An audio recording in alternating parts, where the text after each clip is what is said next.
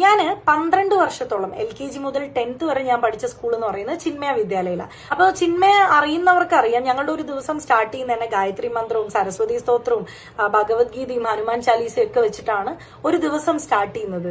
അതുകൊണ്ട് തന്നെ എനിക്ക് അങ്ങനെ ഒരു ബാക്ക്ഗ്രൗണ്ട് ഉള്ളത് കൊണ്ട് തന്നെ എനിക്കൊരു പള്ളി പോയാൽ കിട്ടുന്ന ഒരു പീസ് ഓഫ് മൈൻഡ് അല്ലെങ്കിൽ ഒരു പോസിറ്റിവിറ്റി തന്നെ എനിക്കൊരു അമ്പലത്തിൽ പോയി പ്രാർത്ഥിച്ചാലും കിട്ടാറുണ്ട്. അപ്പൊ ഞാൻ 100% വിശ്വാസത്തോടെയും പ്രാർത്ഥനയോടും തന്നെയാണ് ഞാൻ ആ പൊങ്കാല ഇട്ടത്. ഞാൻ ഈ ഒരു പൊങ്കാല ഇടാൻ പോകുന്നതിന് മുന്നേ പലരോടും ഞാൻ ചോദിച്ചു എന്തെങ്കിലും പ്രശ്നമുണ്ടോന്ന്. അവര് പറഞ്ഞത് ജാതി മത വർണ്ണ ഭേദം ഒന്നുമില്ലാതെ വിശ്വാസത്തോടെ ഏതൊരു സ്ത്രീക്കും മനസ്സും ശരീരവും ശുദ്ധമാണെന്നുണ്ടെങ്കിൽ ഇടാവുന്നതാണ് പൊങ്കാല എന്നാണ് പറഞ്ഞത്. അപ്പൊ ഈ ക്രൈറ്റീരിയ എല്ലാം ഞാൻ ഫോളോ ചെയ്ത് മനസ്സും ശരീരവും എല്ലാം വൃത്തിയാക്കി പൊങ്കാല ഇടണം എന്ന് പറഞ്ഞ് വിശ്വാസത്തോടെ തന്നെയാണ് പൊങ്കാല ഇട്ടത്. ഞാൻ പള്ളി കണ്ടാലും പ്രാർത്ഥിക്കും, അമ്പലം കണ്ടാലും പ്രാർത്ഥിക്കും, ഒരു ആംബുലൻസ് പാസ് ചെയ്താലും ഞാൻ പ്രാർത്ഥിക്കാറുണ്ട്.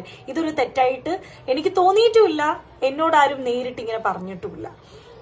എന്തിനാണ് ഇത്രയും നെഗറ്റിവിറ്റി? എല്ലാ മതവും മതഗ്രന്ഥങ്ങളും പറയുന്നത് ഒരേ കാര്യം തന്നെയല്ല, മനുഷ്യൻ നന്നായി ജീവിക്കാനും സഹജീവികളോട് സ്നേഹം കാണിച്ച് റെസ്പെക്ട് ചെയ്ത് മുന്നോട്ട് പോകാനല്ലേ എല്ലാ മതക്കാരും പറയുന്നത്.